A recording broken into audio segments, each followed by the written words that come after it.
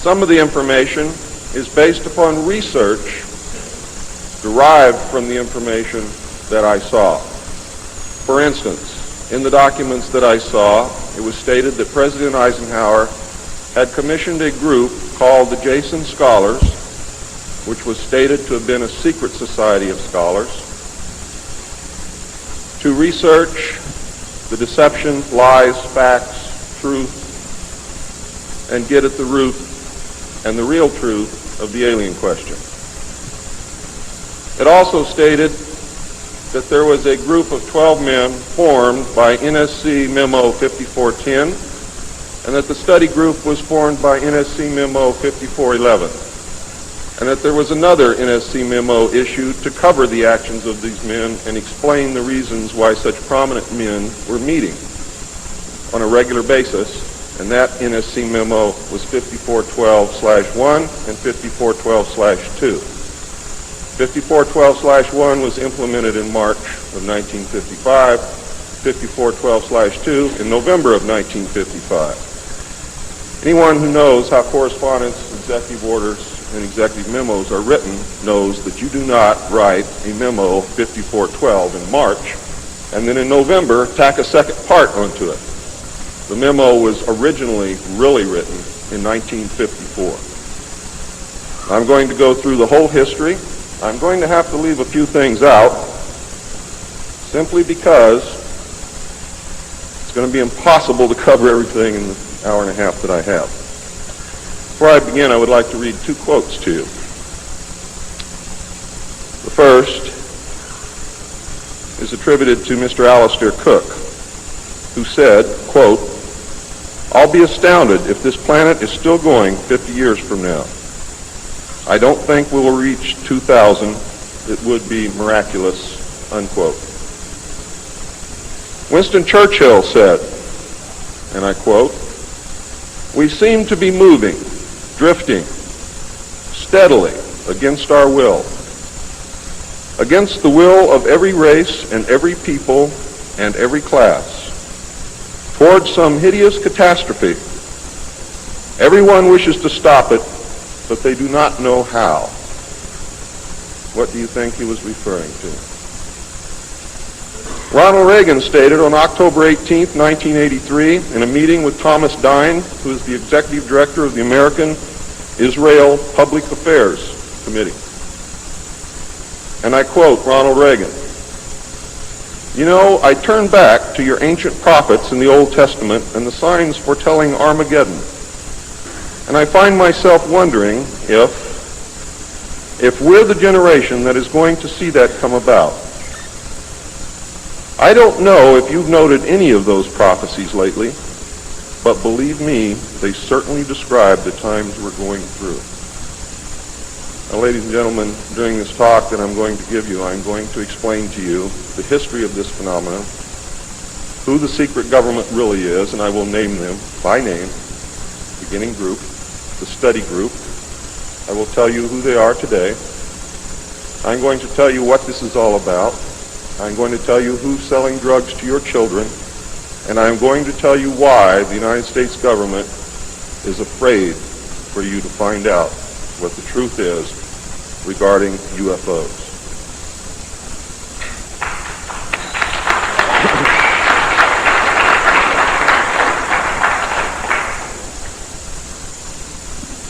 I'm going to skip over the early saucer recoveries, but there are many more than what you would expect.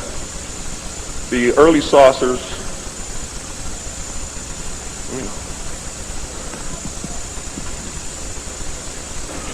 Is this any better?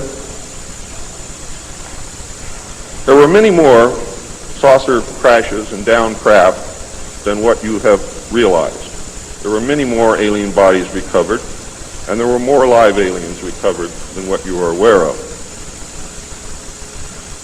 But that's not important. The important thing is that they occurred, not how many and not where. The important thing is that they occurred. And those of you who want to argue over how many and where and how many bodies are wasting the time of everyone else, because that's not important. What's important is that they occurred. And there are two crashes that are so important that the government will go to any lengths to prevent you from finding out, and those are two crashes which occurred near the city of Aztec, New Mexico. Why? Because both of those crashed craft contained human body parts, and they are deathly afraid of a national panic.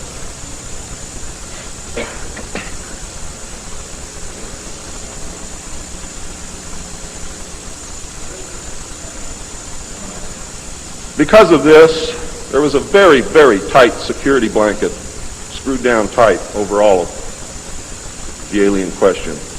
The downed craft, the fact that they were here, the technology that we were recovering. Some craft, strangely enough, were not damaged at all. But we could not recognize anything that we had previously known as mechanical, electrical, hydraulic, or any other thing that we knew of, except eventually we discovered that the craft contained a small reactor approximately the size of a large football or a small basketball, which was said to be a clean reactor, and the craft, this particular craft, used or seemed to use water as fuel. Now, how that all works, I don't know. I am not a nuclear physicist. Thank God. A special group of America's top scientists were organized under the name Project Sign in December of 1947 to study the phenomena. There was no such thing at that time as MJ-12. The whole nasty business was contained within the shroud of secrecy. Project Sign evolved into Project Grudge in December of 1948. A very low-level collection and disinformation project named Blue Book was formed under Grudge. 16 volumes were to come out of Grudge, including the controversial Grudge 13, which I and Bill English saw, read, and revealed to the public. Blue teams were put together to recover the crashed discs and dead or alive aliens. The blue teams were later to evolve into alpha teams under Project Pounce and Project Pluto. During these early years, the United States Air Force and the Central Intelligence Agency exercised complete control over the alien secret. The Air Force was later to be dropped because it was a young service and had no political power and could not overcome the power of the Army and the Navy. In fact, the CIA was formed by presidential executive order, first as the Central Intelligence Group for the express purpose of dealing with the alien presence. Later, the National Security Act was passed, establishing it as the Central Intelligence Agency. The National Security Council was established to oversee the intelligence community and especially the alien endeavor. It was not created specifically to form national policy. In fact, you can say that the National Security Council was the forerunner of MJ-12, and there was another group between MJ-12 and the National Security Council, which is to come later. A series of National Security Council memos and executive orders removed the CIA from the sole task of gathering foreign intelligence and slowly but thoroughly legalized direct action in the form of covert activities at home and abroad. On December 9, 1947, Truman approved issuance of NSC-4, entitled Coordination of Foreign Intelligence Information Measures, at the urging of Secretaries Marshall, Forrestal, Patterson, and the Director of the State Department's Policy Planning Staff, Kennan, who, by the way, were all members of the Council on Foreign Relations. The Foreign and Military Intelligence Book 1, Final Report of the Select Committee to Study Governmental Operations with Respect to Intelligence Activities, United States Senate, 94th Congress, Second Session, Report number 94-755, April 26, 1976, page 49 states, this directive empowered the Secretary of State to coordinate overseas information activities designed to counter communism. A top-secret annex to NSC-4, which was NSC-4 Alpha, or 4A, for those of you who are confused by military terms, instructed the Director of Central Intelligence to undertake covert psychological activities in pursuit of the aims set forth in NSC-4, and secretly was to run a psychological operation against the American public to hide the presence of UFOs and aliens. The initial authority given the CIA for covert operations under NSC-4A did not establish formal procedures for either coordinating or approving these operations. How many of you understand what I just said to you? Not too many. Let me explain it. What this means, the initial authority given the CIA for covert operations under NSC-4 Alpha did not establish formal procedures for either coordinating or approving these operations. That means they had to answer to no one. It means go do what you got to do. Don't bring any dirt back here because we don't want to see it. Just get the job done. Don't ask anybody. Don't report to anybody. That's exactly what it means. It simply directed the DCI, which is the Director of Central Intelligence, to undertake covert actions and to ensure, through liaison with state and defense, that the resulting operations were consistent with American policy. The only guideline was that it was consistent with American policy. Later, NSC 10-1 and NSC 10-2 were to supersede NSC 4 and NSC 4A, and NSC 10/1 was to establish the Office of Policy Coordination, or the OPC, was chartered to carry out an expanded program of covert activities. It was directly responsible for the alien task projects, and it was the direct forerunner of MJ-12. NSC 10-1 and 10-2 validated illegal and extra-legal practices and procedures as being agreeable to the national security leadership. The reaction, of course, was very swift. In the eyes of the intelligence community, no holes were barred. Under NSC 10-1, an executive coordination group was established to review but not approve covert project proposals. Why? Because if you've ever read or known anything about President Truman, he was a mean little guy, and he didn't believe in trusting everybody else to do the right thing, and he kept the power solidly in his hands. He did not give it to anyone. The ECG was secretly tasked to coordinate the alien projects. NSC 10/1 and 2 were interpreted to mean that no one at the top wanted to know about anything until it was over and successful. These actions established a buffer between the president and the information, and it's important that you understand this because it's important later. It was intended that this buffer serve as a means for the president to deny knowledge if leaks divulge the true state of affairs. That is to prevent the collapse of the government. If the president can stand up and say, I didn't know about it, the government can survive. If the president cannot say that, then you have a very, very dangerous situation indeed. The buffer was used in later years for the purpose of effectively isolating succeeding presidents from any knowledge of the alien presence other than what the secret government and the intelligence community wanted them to know. NSC 10-2 established a study panel which met secretly and was made up of the scientific minds of the day and may very well have included some of those names which are on the fraudulent document known as Majestic 12, or the Eisenhower briefing document, which is in reality a contingency plan to lead you right through the Rose Garden. The study panel was not called MJ-12. In fact, the study panel was never called MJ-12. Another NSC memo, NSC 10/5, further outlined the duties of the study panel. These NSC memos and secret executive orders set the stage for the creation of MJ-12 only 4 years later. Now it gets nasty.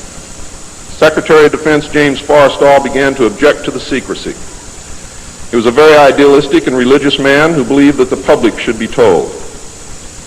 When he began to talk to leaders of the opposition party and leaders of the Congress about the alien problem, he was asked, which is a polite way of saying you're fired, to resign by Truman. He expressed his fears to many people and rightfully believed that he was being watched and that his life was threatened.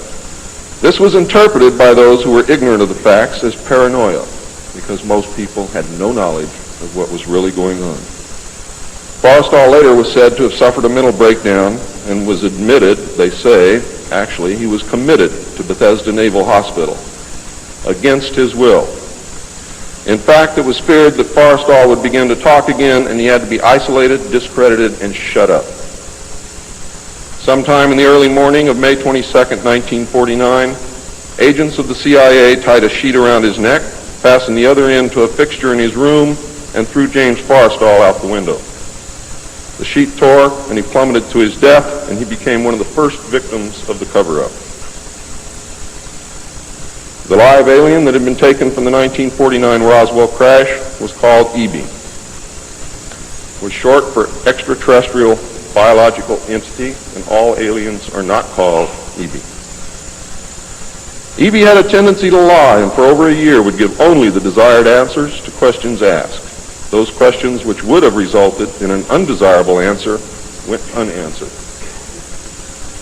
At some point during the second year of captivity, he began to open up, and the information derived from EB was startling, to say the least. And this compilation of his revelations became the foundation of what would later be finished, called the Yellow Book. Photographs were taken of EB, which among others, I and Bill English were to view years later in Grudge 13. Why do they keep the aliens in a Faraday-shielded environment? Because they have a tendency to disappear right through walls. And if you can prevent the transmission of electromagnetic energy, you can stop them from doing it. In late 1951, EB became ill. Medical personnel had been unable to determine the cause of EB's illness and had no background from which to draw. EB's system was chlorophyll-based, and he processed food into energy much the same as plants. Waste material was excreted almost exactly the same as plants. It was decided that an expert in botany was called for. A botanist, Dr. Guillermo Mendoza, was brought in to try and help him recover. Those of you who have been looking for him on medical lists will not find him there. He was a PhD in botany. Dr. Mendoza worked to save EB until mid-1952 when EB died. Dr. Mendoza eventually, according to the information that I read, became the expert on at least this type alien biology. In a futile attempt to save EB and to try and gain favor with this technological superior alien race, the United States began broadcasting a call for help early in 1952 into the vast regions of space.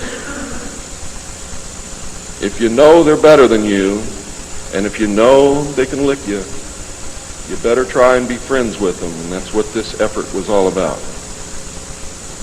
The call went unanswered, but the project continued as an effort of good faith. President Truman created the super-secret National Security Agency by secret executive order on November 4th, 1952, and until recent years, there wasn't 1 in 50,000 people in the United States who even knew it existed. Its primary purpose was to decipher the alien communications and language and establish a dialogue with the aliens. This most urgent task was a continuation of the earlier effort and was codenamed Sigma. The secondary purpose of the NSA was to monitor all communications and emissions from any and all devices worldwide for the purpose of gathering intelligence, both human and alien, and to contain the secret of the alien presence. Project Sigma, ladies and gentlemen, was extremely successful. The NSA also maintains communications with the Luna base and other secret space programs. By executive order, the NSA is exempt from all laws which do not specifically name the NSA in the text of the law as being subject to that law. How many of you know what that means?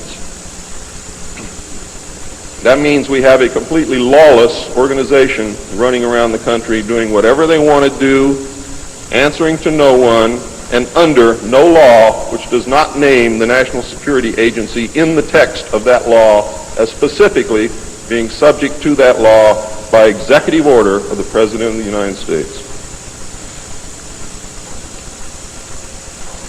That means that if the agency is not spelled out in the text of any and every law passed by the Congress, it is not subject to that or those laws. The NSA now performs many other duties and in fact is the premier agency within the intelligence community. Today, the NSA receives 75% of the monies allotted to the intelligence community. And the old sayings, ladies and gentlemen, where the money goes, therein the power resides, is absolutely true.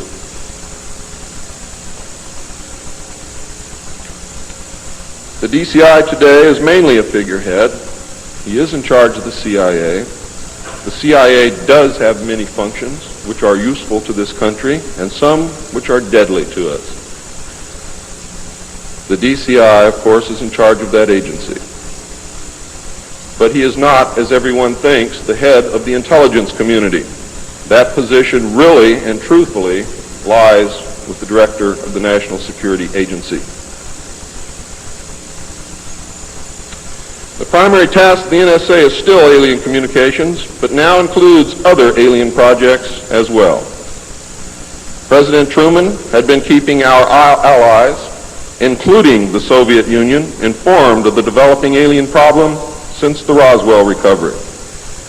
This had been done in case the aliens turned out to be a threat to the human race and thus the world. Plans were formulated to defend the Earth in case of invasion. These were international plans, which included most of the countries of the world. Great difficulty, however, was encountered in maintaining international secrecy. It was decided that an outside group was necessary to coordinate and control international efforts in order to hide the secret from the normal scrutiny of governments by the press.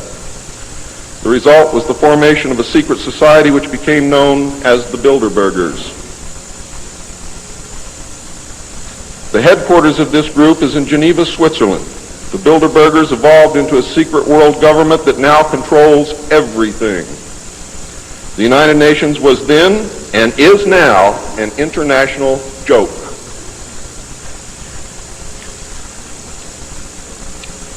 In 1953, a new president occupied the White House. He was a man used to a structured staff organization with a chain of command. His method was to delegate authority and rule by committee. He made major decisions, but only when his advisors were unable to come to consensus, and when he was in the Army, he was known as the diplomat. He was very good at what he did. He was very good at bringing people together, reaching consensus, and getting people to work for him. His normal method was to read through or listen to several alternatives and then approve one. Those who worked closely with him have stated that his favorite comment was, "Just do whatever it takes." Now here's a man very different from President Truman. He spent a lot of time on the golf course. This was not all unusual for a man who had been career Army with the ultimate position of Supreme Allied Commander during the war, a post which carried 5 stars along with it. In fact, he deserved it. This president was General of the Army Dwight David Eisenhower. During his first year in office, 1953, at least 10 more crash discs were recovered, along with 26 dead and 4 live aliens. One of the 4 live aliens died within hours of being removed from the craft. The others died approximately 3 or 4 days later. Of the 10, 4 were found in Arizona, 2 in Texas, 1 in New Mexico, 1 in Louisiana, 1 in Montana, and 1 in South Africa. There were hundreds of sightings. Why were so many craft crashing? Because the government was scared. And when they found out that the radar was downing the craft, they started aiming the radar at the craft with lock-on radar and pumped the juice through. And they brought as many down as they could.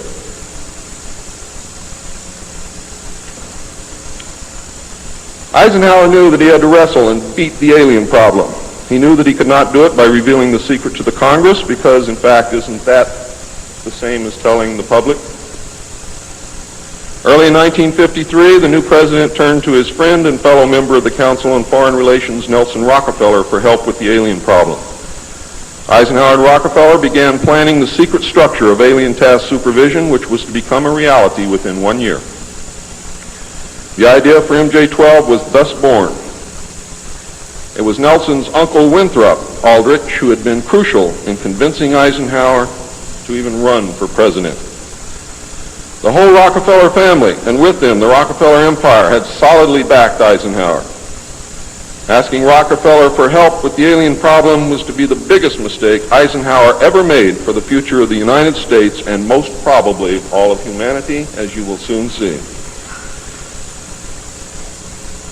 What he literally did with this act, ladies and gentlemen, is abdicate the presidency to a secret group.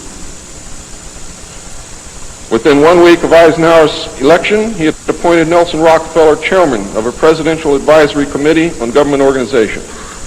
Rockefeller was responsible for planning the reorganization of the government.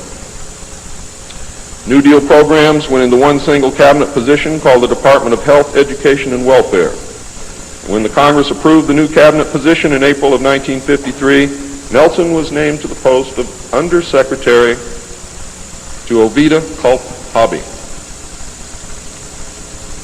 In 1953, also, astronomers discovered large objects in space which were moving toward the Earth, and it was first believed that they were asteroids. However, if you know much about astronomy, you know that you can predict or project backward orbital paths of bodies in space and determine where they come from, what they're doing, where they're going, and what their orbital path really is.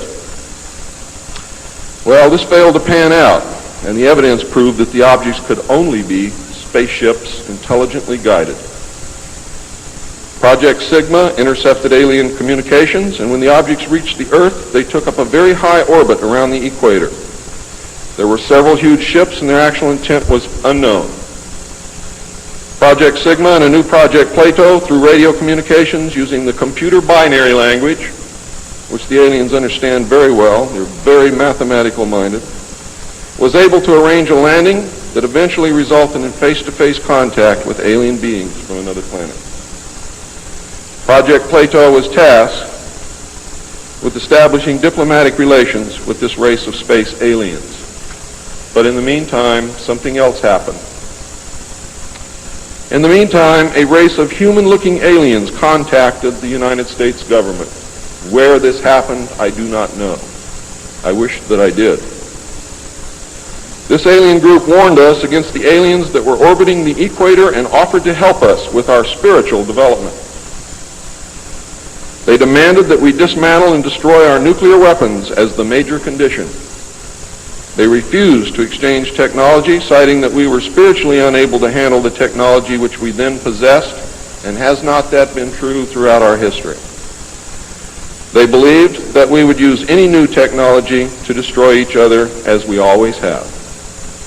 This race stated that we were on a path of self-destruction, and we must stop killing each other, stop polluting the earth, stop raping the earth's natural resources, and learn to live in harmony with each other and with nature. These terms were met with extreme suspicion, especially the major condition of nuclear armament, disarmament, and I have to say that I could not blame them in the face of so many uncertainties and so many alien surprises staring them directly in the face. It was believed that meeting that condition would leave us helpless in the face of an obvious alien threat. We also had nothing in history to help with the decision. Nuclear disarmament was not considered to be within the best interest of the United States, and the overtures were rejected. Later in 1954, the race of large-nosed gray aliens which had been orbiting the Earth landed at Holloman Air Force Base. It happened in 1954, ladies and gentlemen. If you take everything that Bob Ebenegger has ever said and subtract 10 years from it, you will be right on the money. A basic agreement was reached. An alien named Krill was left as a pledge that they would return and formalize the agreement. In effect, he was a hostage. This race identified themselves as originating from a planet around a red star in the constellation of Orion, which we call Betelgeuse. I believe that that's a lie. They lie a lot, and they deceive a lot, and it is evident through every action that they've ever done with us. The truth is, ladies and gentlemen, these creatures might be from Mars, really. They claim that they are from a planet which revolves around the red star, which we call Betelgeuse. They stated that their planet was dying and that at some unknown future time they would no longer be able to survive there. This led to a second landing at Edwards Air Force Base. The historical event had been planned in advance, and details of the treaty had already been agreed upon. Eisenhower arranged to be in Palm Springs on vacation. On the appointed day, the president was spirited away to the base, and the excuse was given to the press that he was visiting the dentist for a toothache.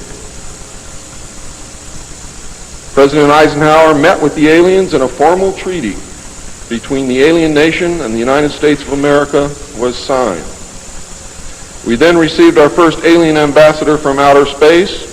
His name and title, and I know it sounds ridiculous, but it's absolutely true. His name and title was His Omnipotent Highness Krill, pronounced Krill, spelled K-R-L-L-L or C-R-L-L-L. In the American tradition of disdain for royal titles, he was secretly called Original Hostage Krill, or O-H Krill, so that Americans would not have to say, Your Omnipotent Highness.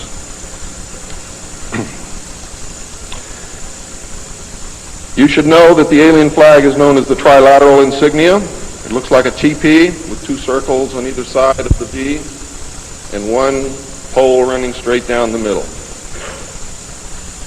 It is displayed on their craft and worn on their chest on their uniforms. Both of these landings in the second meeting were filmed, and the film exists today.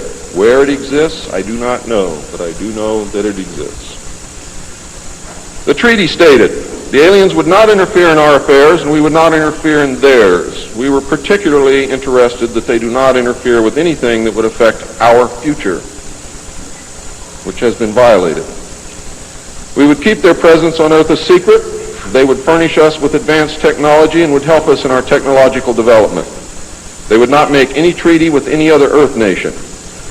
They could abduct humans on a limited and periodic basis for the purpose of medical examination and monitoring of our development, with the stipulation that the humans would not be harmed, would be returned to their point of abduction, that the humans would have no memory of the event, and that the alien nation would furnish MJ-12 with a list of all human contacts and abductees on a regularly scheduled basis, and this is not being done. It was agreed that each nation would receive the ambassador of the other for as long as the treaty remained in force. It was further agreed that the alien nation and the United States would exchange 16 personnel each to the other with the purpose of learning each of the other. The alien guests would remain on Earth, and the human guests would travel to the alien point of origin for a specified period of time, then return, at which point a reverse exchange would be made. I have no knowledge whatsoever of what happened to those original 16 humans who left the Earth with the aliens.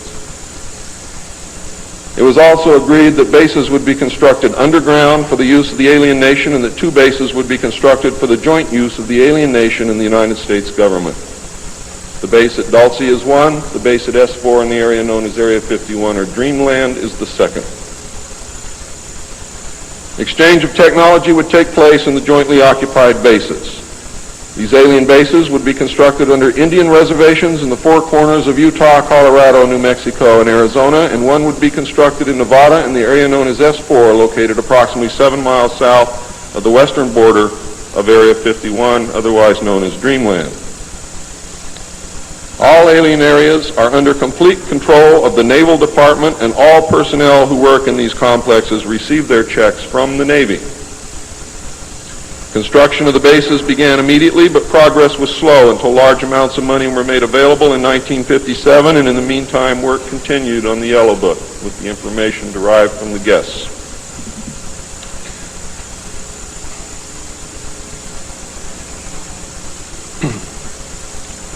I would like to say at this time that the movie that most of you may have seen, how many of you saw Close Encounters of the Third Kind?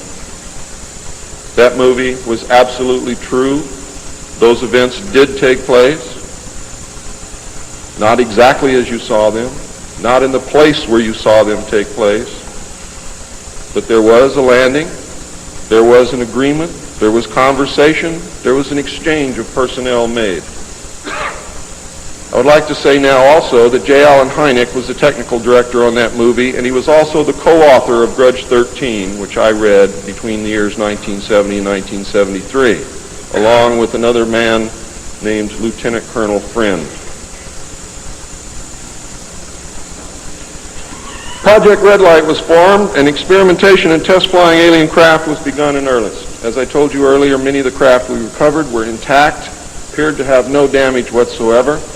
One craft actually exploded over the test site During testing, sometime in the early 60s, I'm not sure what the exact date is, but the explosion is said to have been seen over 3 states.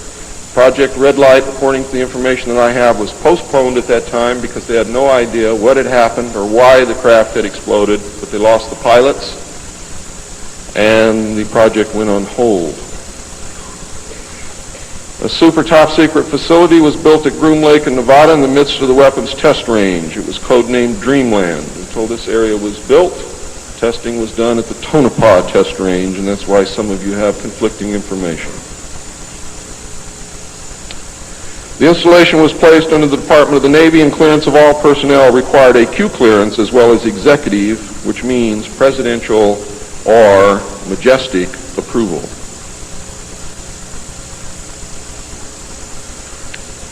This is ironic due to the fact that the President of the United States does not have clearance to visit the site.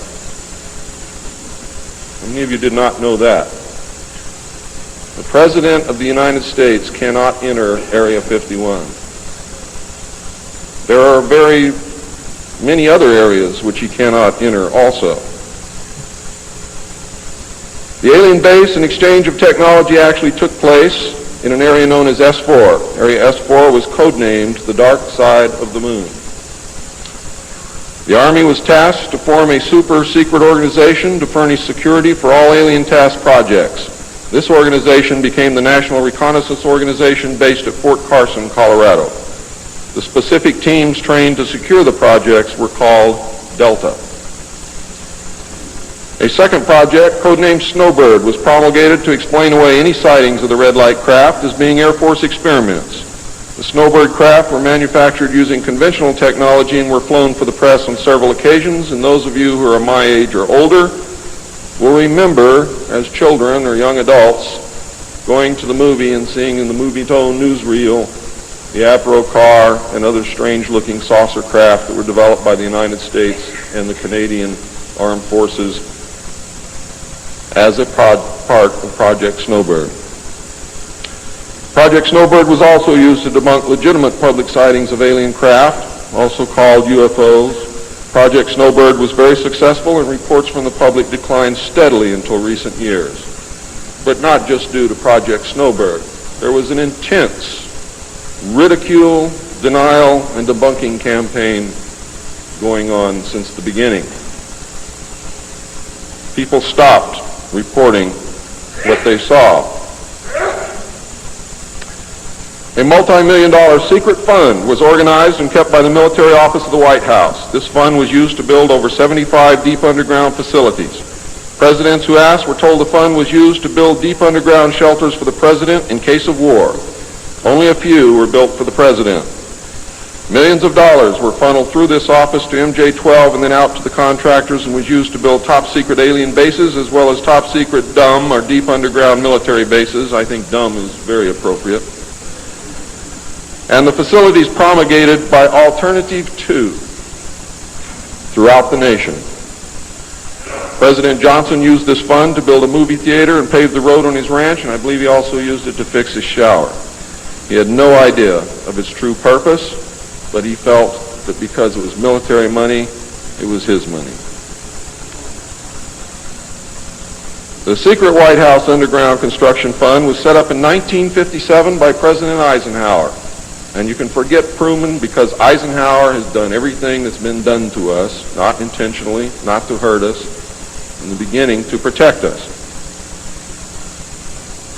The funding was obtained from Congress under the guise of construction and maintenance of secret sites where the president could be taken in case of military attacks, called presidential emergency sites.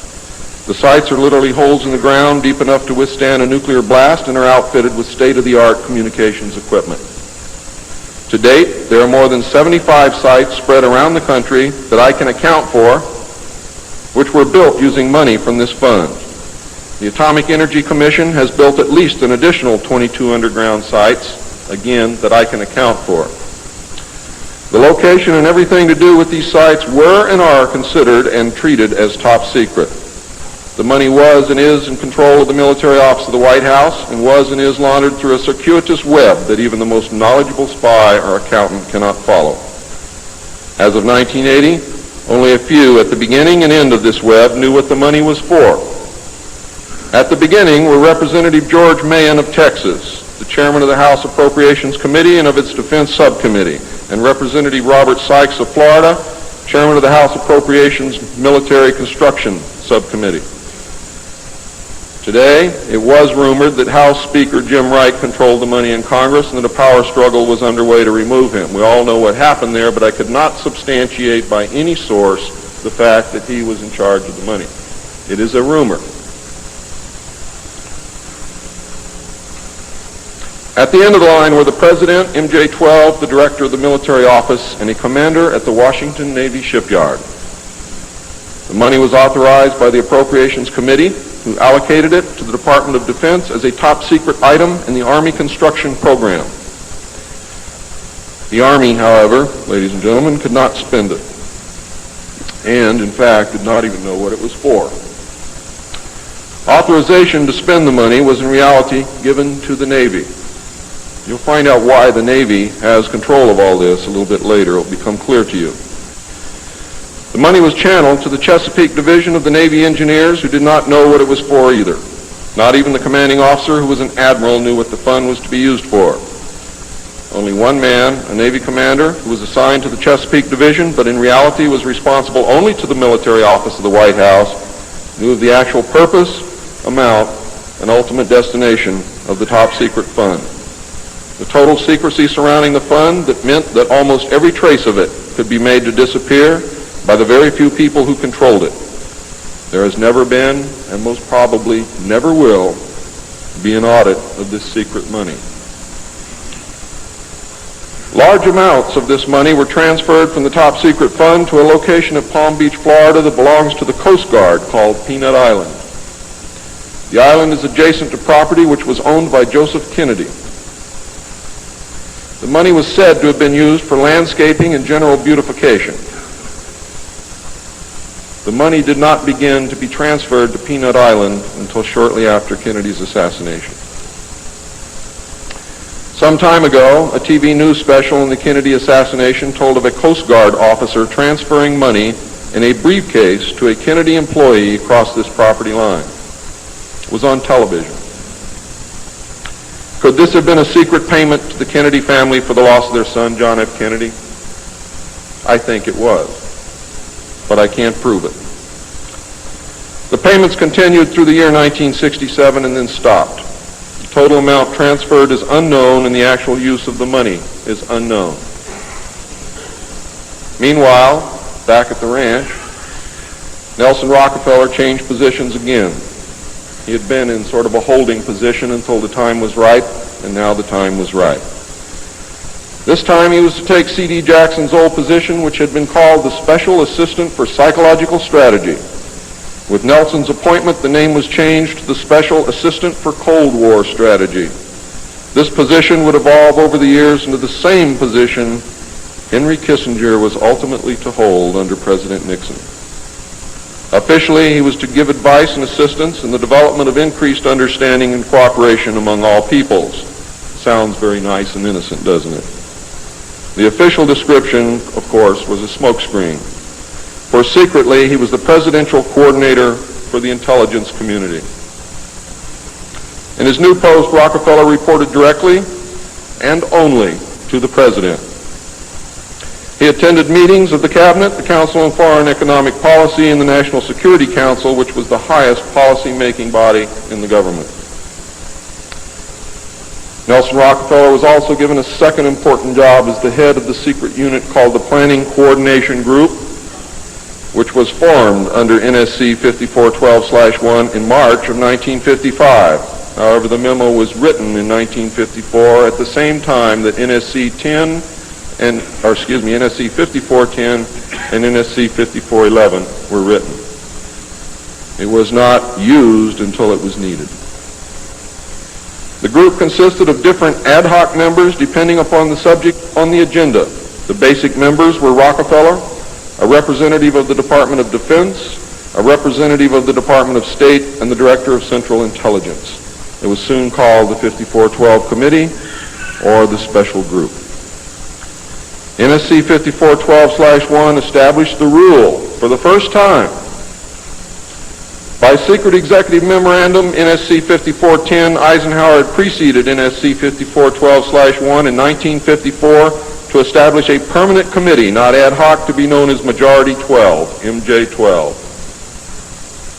to oversee and conduct all covert activities concerned with the alien question.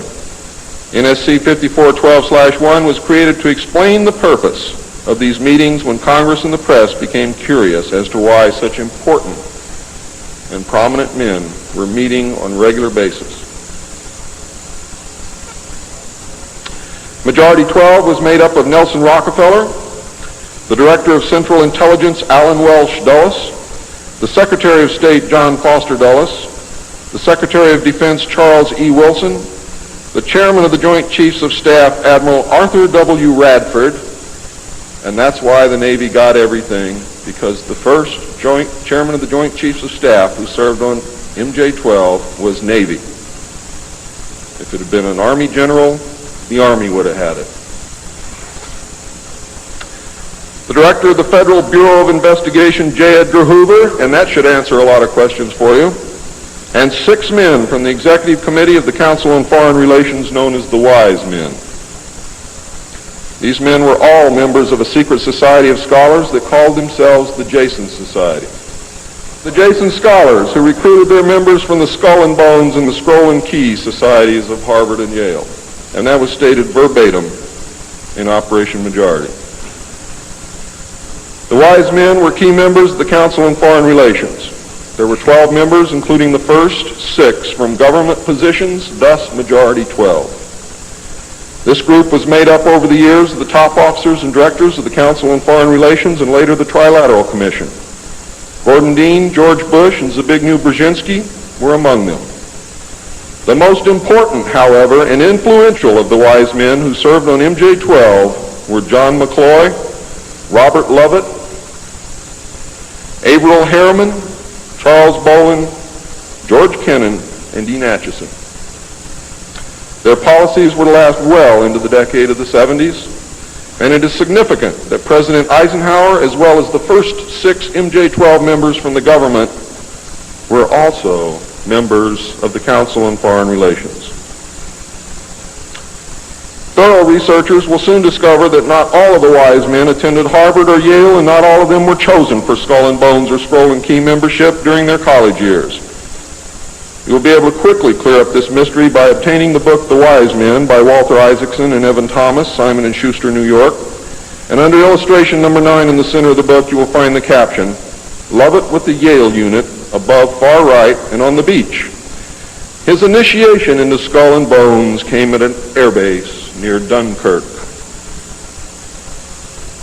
I have found that members were chosen on an ongoing basis by invitation based upon merit, post-college, and was not confined to only Harvard or Yale attendees. It also had something to do with how much money your family had, unless you were a military officer. A chosen few were later initiated into the Jason Society. They are all members of the Council on Foreign Relations, and at that time were known as the Eastern Establishment. This should give you a clue to the far-reaching and serious nature of these most secret college societies. The Jason Society is alive and well today, but now includes members of the Trilateral Commission as well. The Trilateralists existed secretly several years before 1973 because I saw the name of the Trilateral Commission in the documents in 1971. The name of the Trilateral Commission was taken from the alien flag known as the Trilateral Insignia. And that should give you some clue as to how much trouble you're in. Majority 12 was to survive right up to the present day. Under Eisenhower and Kennedy, it was erroneously called the 5412 Committee, or more correctly, the Special Group. In the Johnson administration, it became the 303 Committee, named after the room that they met in at the White House when they met at the White House. Because the name 5412 had been compromised in the book The Secret Government. Actually, it was not compromised. It was intentionally leaked to explain the purpose of the meeting of these men. so that no one would go looking for NSC 5410 and NSC 5411. And I wish you all luck. I hope that you're able to dig it out.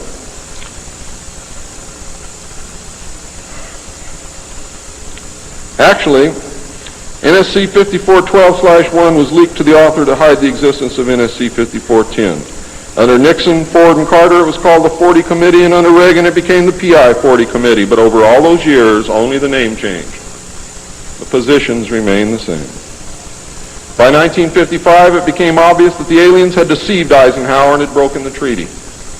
Mutilated humans, yes, mutilated humans, were being found along with mutilated animals, and yes, mutilated animals, and those of you who doubt that this is taking place should leave your job, should leave your home, should do whatever you have to do, and go look for yourself, because it's important that you know it and that you believe it.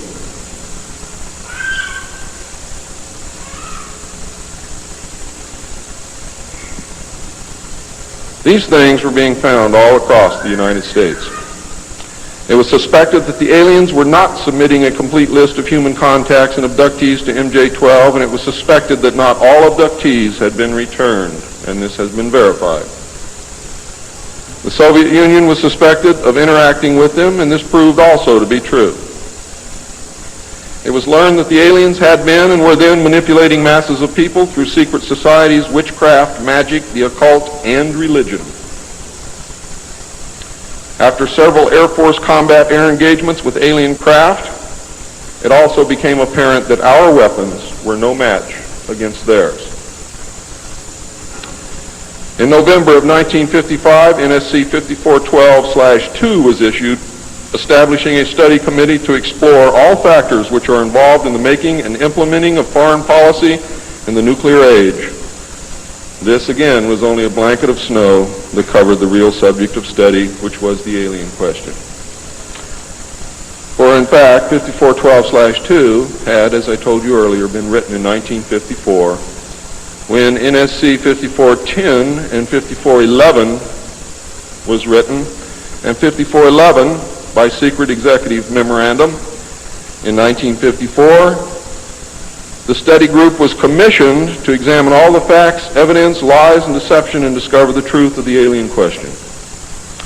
NSC 54/2 was only a cover that had become necessary when the press began inquiring as to the purpose of regular meetings of such important men. When the press asked Gordon Dean somewhere near the end of 1954 why they were meeting and what they were studying, Gordon Dean says, "As of yet, we have no direction, but we're working on it." It then became necessary to find a direction and find a reason for these meetings, and that's exactly what they did. The first meetings began in 1954 and were called the Quantico meetings because they met at the Quantico Marine Base. See, one thing I knew, ladies and gentlemen, I know who they are. I know what they were called. All I had to do was find out who belonged to those names. And it's impossible to hold meetings of 36 prominent men secret over such a long period of time. The study actually lasted 3 years, not forever. It was a 3-year study, period.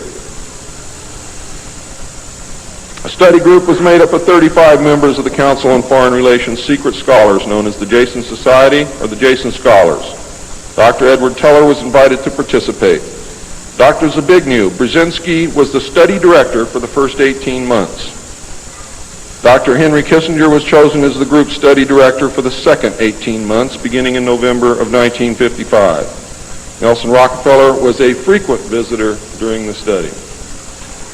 I'm going to read you the study group members now. For those of you who know who these people are, you're going to be amazed. Those of you who do not, I advise that you purchase a copy of my text, which will be on sale at the minute that I finish my last word.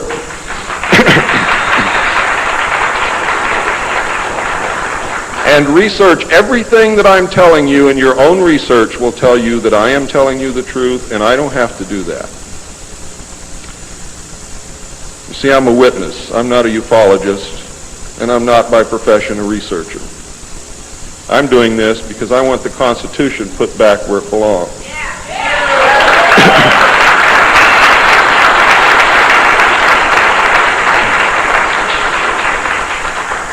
The study group members were Gordon Dean, chairman, one of the most powerful men in the United States at that time. Dr. Zbigniew Brzezinski, study director for the first phase. Dr. Henry Kissinger, study director for the second phase. Dr. Edward Teller represented the scientific community. Major General Richard C. Lindsay, Hanson W. Baldwin, Lloyd V. Berkner, Frank C. Nash, Paul H. Nitze, Charles P. Noyes, Frank Pace Jr., James A. Perkins, Don K. Price, David Rockefeller, Oscar M. Rubhausen, Lieutenant General James M. Gavin, Carl P. Haskins, James T. Hill Jr., Joseph E. Johnson, Mervyn J. Kelly, Frank Altschul, Hamilton Fish Armstrong, Major General James McCormick Jr., Robert R. Bowie, McGeorge Bundy, William A. M. Burden, John C. Campbell, Thomas K. Findletter, George S. Franklin Jr., I. Rabbi, Roswell L. Gilpatrick, N. E. Hallaby, General Walter Bedell Smith, called Beetle,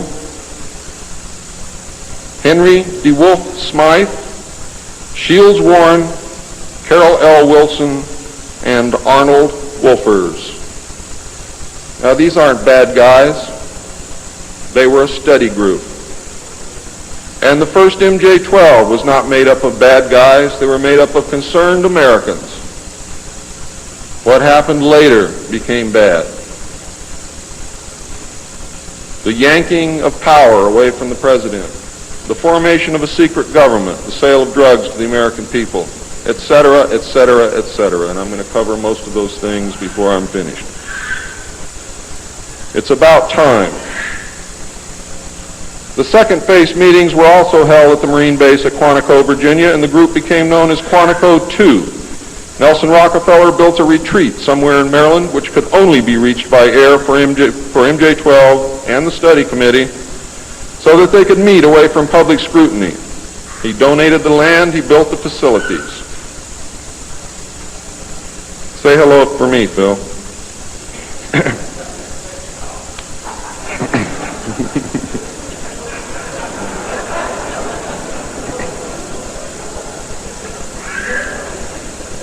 So that they could meet away from public scrutiny. The secret meeting place is known by the code name, the Country Club. Complete living, eating, recreation, library, and meeting facilities exist at the location.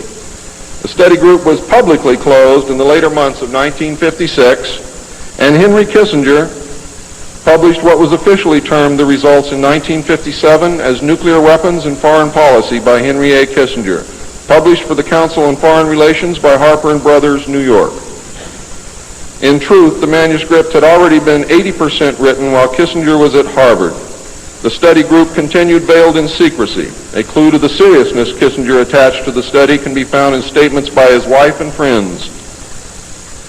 Many of them stated that Henry would leave home early each morning and return late each night without speaking to anyone or responding to anyone.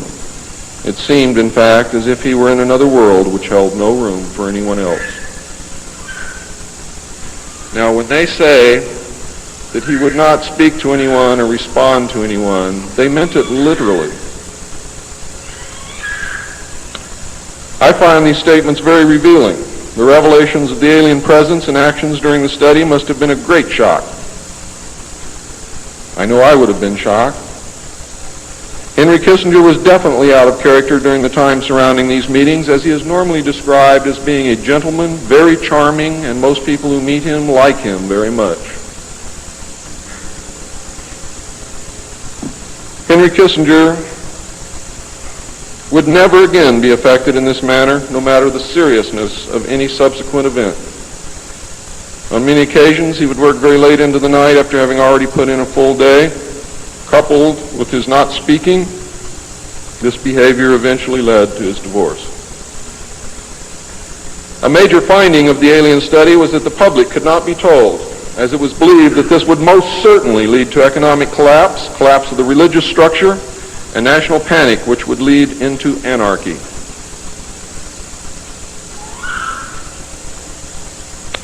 Secrecy thus continued. An offshoot of this finding was that if the public could not be told, then the Congress could not be told. Thus, funding for the projects and research would have to come from outside the government. There are some things beginning to fall into place. Without aliens, you cannot make sense of anything else that's been happening for the 44 years. You put the aliens in the middle of this stuff and you've got all the answers, every one of them. In the meantime, money was to be obtained from the military budget and from CIA confidential non-appropriated funds. Another major finding was the aliens were using humans and animals for a source of glandular secretions, enzymes, hormonal secretions, blood, and in horrible genetic experiments. The aliens explain these actions as necessary to their survival. What I'm going to tell you now is very sad if it's true, because I am unable to weed through the lies and deception and really find the truth. All I know is what they told us. They stated that their genetic structure had deteriorated and that they were no longer able to reproduce. They stated that if they were unable to improve their genetic structure, their race would soon cease to exist. We looked upon their explanations with extreme suspicion. Since our weapons were literally useless against the aliens, MJ-12 decided to continue friendly diplomatic relations with them until such time as we were able to develop a technology which would then enable us to challenge them on a military basis.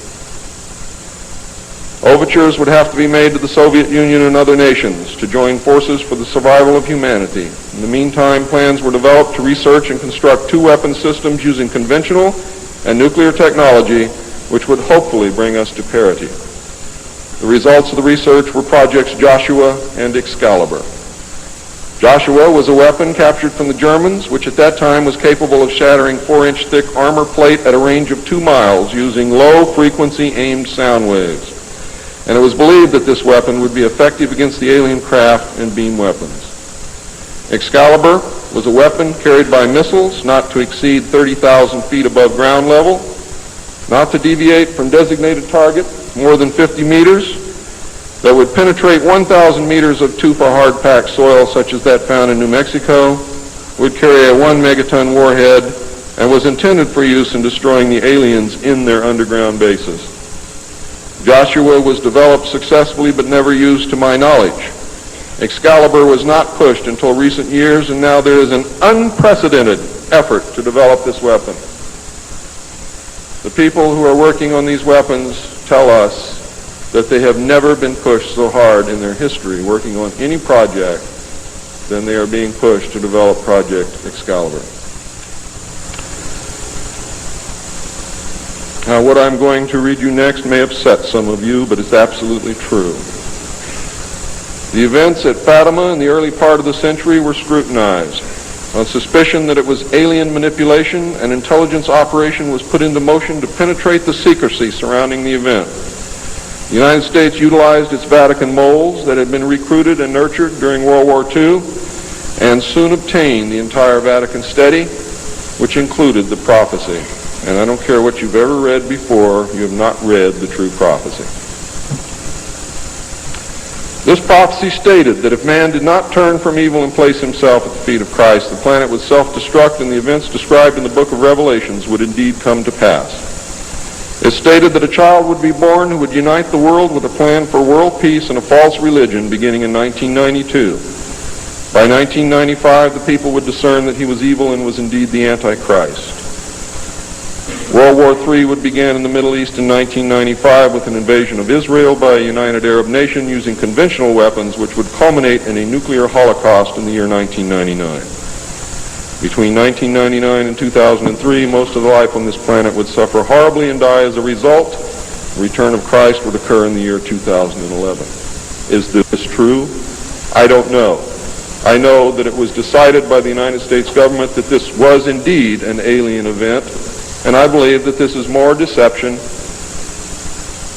which is being heaped upon us. So don't go out of here thinking that the world is going to end tomorrow because of this. It might because of something else, and I'm going to talk about that, but not because of this.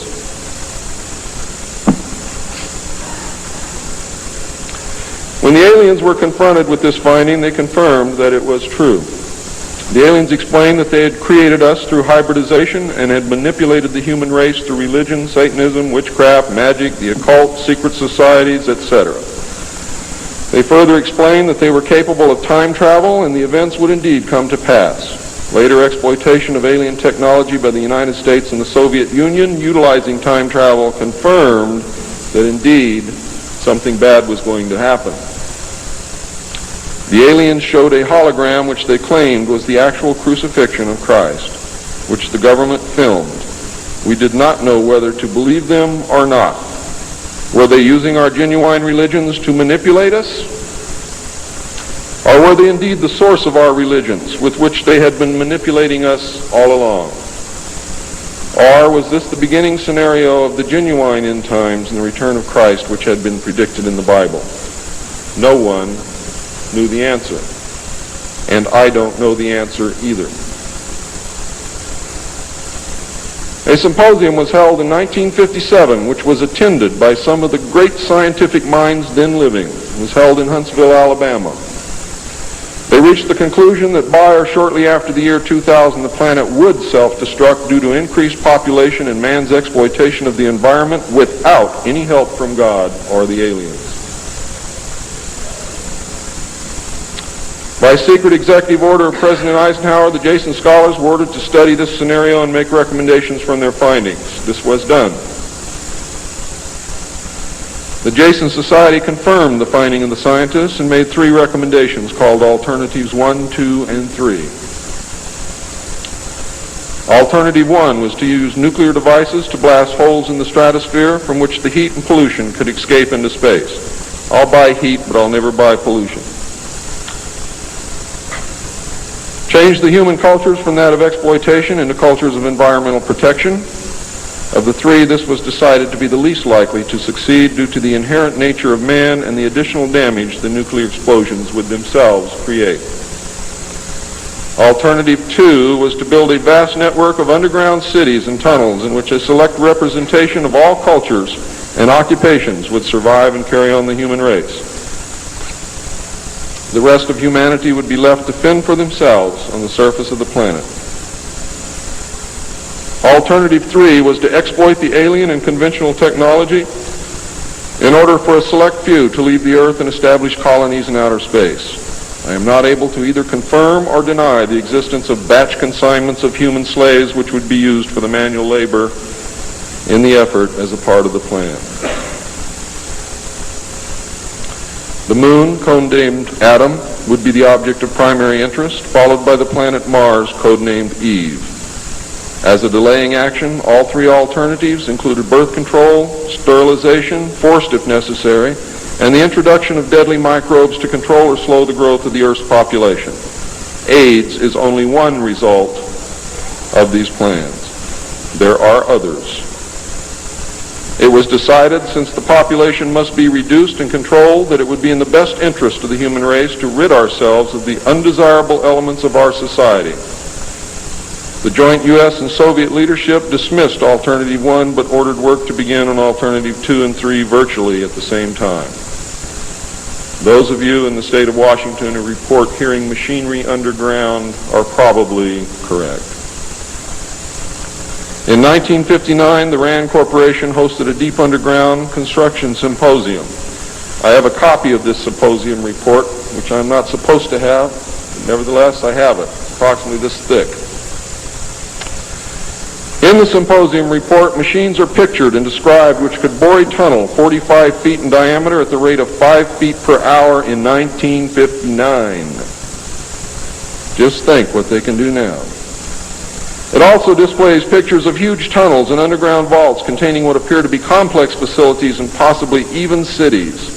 It appears that the previous 5 years of all-out underground construction had made very significant progress by that time. The ruling powers decided that one means of funding the alien-connected and other black projects was to corner the illegal drug market.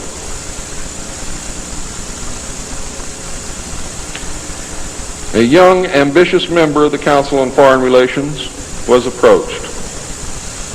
His name is George Bush, who at the time was the president and CEO of Zapata Oil based in Texas. Zapata Oil was experimenting with the new technology of offshore drilling. It was correctly thought that the drugs could be shipped from South America to the offshore platforms by fishing boat, where it would then be taken to shore by the normal transportation used for supplies and personnel.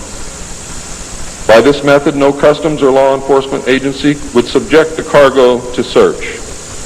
George Bush agreed to help and organize the operation in conjunction with the CIA. The plan worked better than anyone had thought and has since expanded worldwide, and there are now many other methods of bringing the illegal drugs into the country. But it must always be remembered that George Bush began the sale of drugs to our children. Now, if you think I'm crazy, get off your butt and start digging, because you will find out that it's absolutely true. The CIA now controls all the world's illegal drug markets.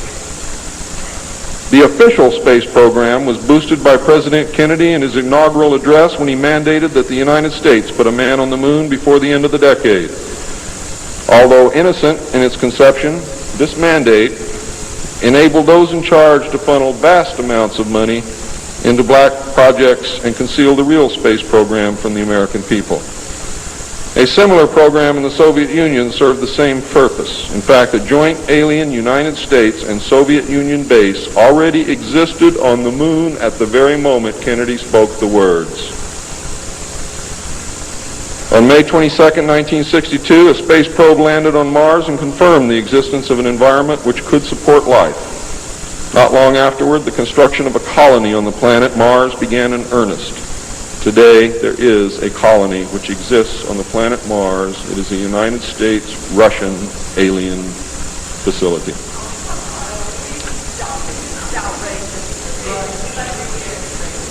If you believe it's outrageous, stick around a few years. I'm not sure how you come to acquire information. In any instance, you are insulting and manipulating.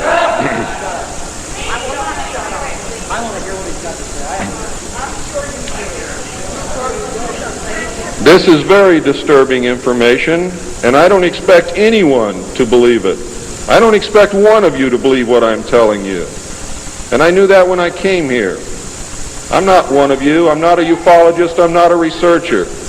I have an obligation to inform the public, and once that's done, I've done my job. From then on, it's up to you, not me.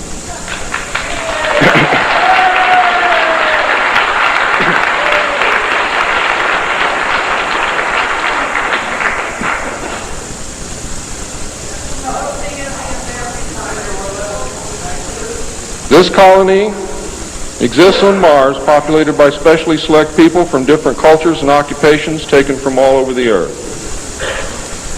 A public charade of antagonism between the Soviet Union and the United States has been maintained over all these years in order to fund projects in the name of national defense, when in fact we are the closest allies. At some point, President Kennedy discovered portions of the truth concerning the drugs and the aliens. He issued an ultimatum in 1963 to MJ-12. President Kennedy assured them that if they did not clean up the drug problem, he would. He informed MJ-12 that he intended to reveal the presence of aliens to the American people within the following year, and ordered a plan developed to implement his decision. President Kennedy was not a member of the Council on Foreign Relations and knew nothing of Alternative 2 or Alternative 3 that I can find out. Internationally, the operations were supervised by an executive committee known as the Policy Committee. In the United States, they were supervised by MJ-12, and in the Soviet Union by a sister organization. President Kennedy's decision, of course, struck fear into these people. His assassination was ordered by the Policy Committee, and the order was carried out by agents of MJ-12 in Dallas. President John F. Kennedy was murdered by the Secret Service agent who drove his car in the motorcade, and the act is plainly visible in the film. It was stated in the documents that I saw. The assassin's name is William Greer. Watch the driver and not Kennedy when you view the film, when you can find a film that even shows it. All of the witnesses who were close enough to the car to see William Greer shoot Kennedy were themselves all murdered within 2 years of the event. That's fact. The Warren Commission was a farce, and Council on Foreign Relations members made up the majority of its panel. They succeeded in snowing the American people, and they hid the truth. And many other patriots who have attempted to reveal the alien secret have also been murdered throughout the intervening years. And that is why I've been so careful about the information that I released, because it was so important that I get here today to be able to tell you the truth, and what happens after me, after today, is of no consequence whatsoever. But what you do is. During the era of the United States' initial space exploration and the moon landings, every launch was accompanied by alien craft. A moon base dubbed Luna was sighted and filmed by the Apollo astronauts. Domes, spires, tall round structures which look like silos, huge T-shaped mining vehicles which left stitch-like tracks in the lunar surface, and extremely large as well as small alien craft appear in the photographs. It is, in fact, a joint United States, Russian, and alien base. The space program is a farce and an unbelievable waste of money. Alternative 3 is a reality, and it is not at all science fiction. Most of the Apollo astronauts were severely shaken by this experience, and their lives and subsequent statements reflect the depths of the revelation and the effect of the muzzle order which followed. They were ordered to remain silent or suffer the extreme penalty, death, which was termed an expediency. One astronaut actually did talk to the British producers of the TV expose Alternative 3, confirming many of the allegations. However, I do not know who it was. In the book, Alternative 3, the pseudonym Bob Groden was used in place of the astronaut's identity. It was also stated that he committed suicide in 1978.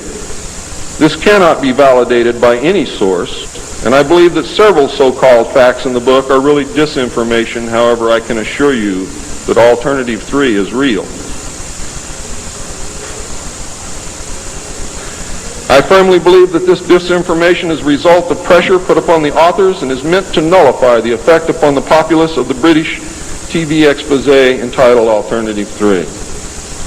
The headquarters of the international conspiracy is in Geneva, Switzerland. The ruling body is made up of representatives of the governments involved, as well as the executive members of the group known as the Bilderbergers. Meetings are held by the policy committee when necessary on a nuclear submarine beneath the polar ice cap. The secrecy is such that this was the only method which could ensure that the meetings could not be bugged, and is the only place where they discuss their most secret matters. I can say that the book is at least 70% true from my own knowledge and the knowledge of my sources.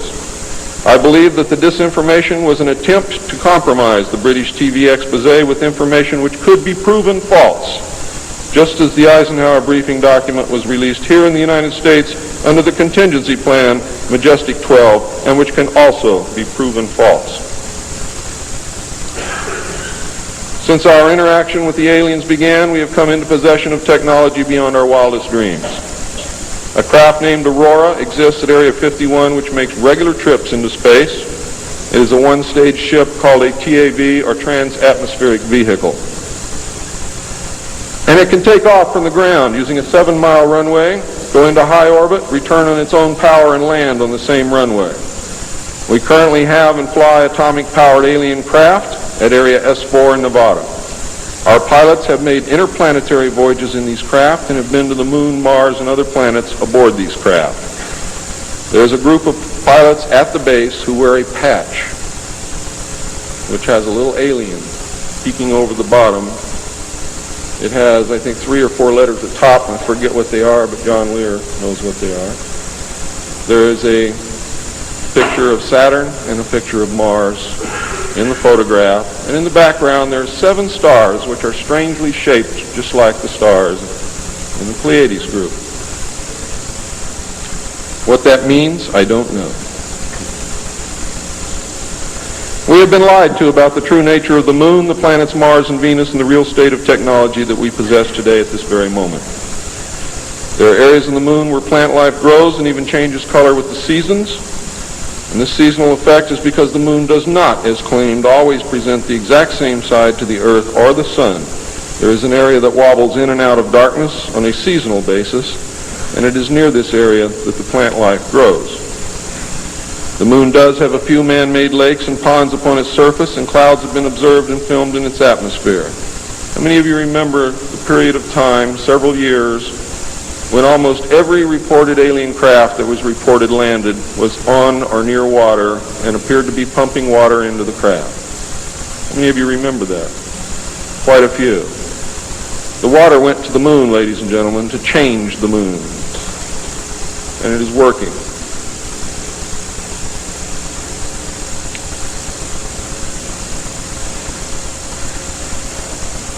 It possesses a gravitational field, and man can walk upon its surface without a spacesuit, breathing from an oxygen bottle after undergoing decompression the same as any deep-sea diver.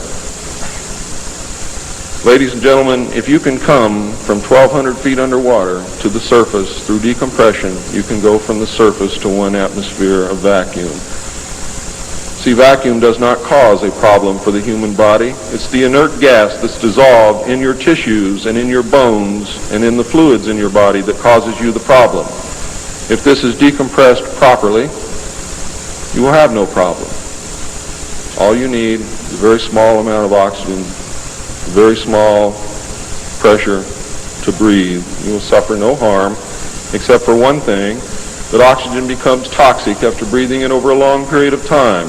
Therefore, excursions would have to be of a minimal time length. Other than that, there is no reason why you or anyone else cannot walk on the surface of the moon or in space in a vacuum without a spacesuit.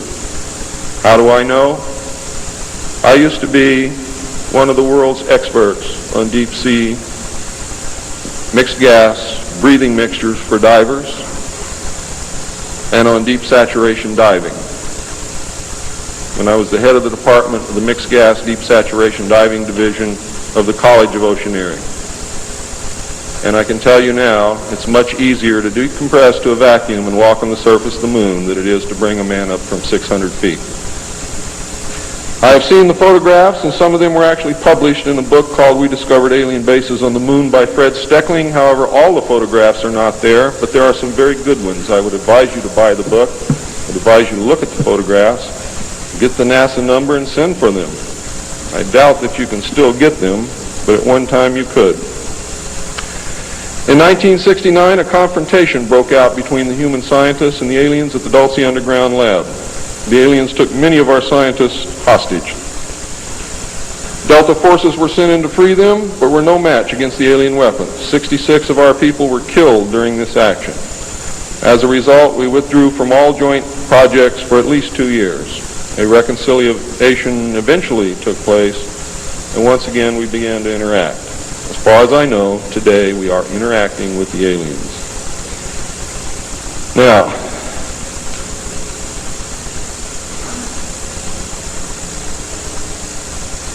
I'm gone past my limit.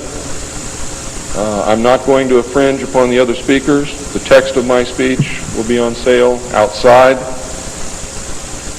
I only have one message to give you. I don't care what you think of me. I don't care what you call me. I do care what you do with this information because it is important to our survival as a species. It's important to our planet. It is important for the world. What happens to me is of no consequence, and I knew that when I started this. And over the last 17 years, I knew that someday I was going to have to get up and say this, whether I wanted to or not, whether I was afraid or not. Now I am here, and now it is done. And I feel an overwhelming relief. You now have the information. You can laugh at it. You can throw it in the trash can. You can burn my house down if you want to. But I am telling you right now, your future, your children's future, your grandchildren's future depends upon what you do with this information. Your own government is selling your children drugs, and you don't seem to care. Your own government has given away the power of the people, and you don't seem to care. There is an apathy that is running rampant in this country that is deadly, whether or not there are aliens.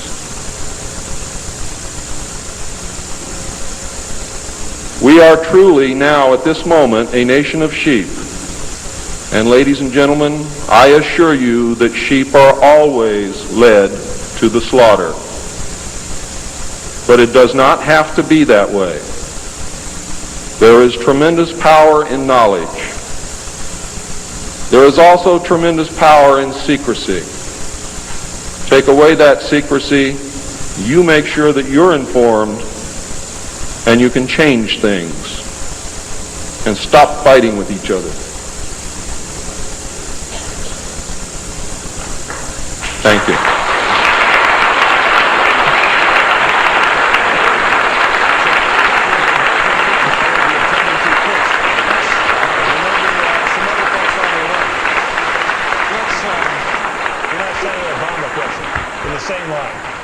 The three astronauts of Apollo 11 who went to the moon back in 1969 all said that they believe there is life beyond Earth. Do you agree? You know, I don't know, and I don't presume to know. What I know is there is life here on Earth, and that we're not attending to life here on Earth. We're not taking care of kids who are alive and unfortunately are not getting health care. We're not taking care of senior citizens who are alive and are seeing their heating prices go up. So as president, those are the people I will be attending to first. There may be some other folks on their way.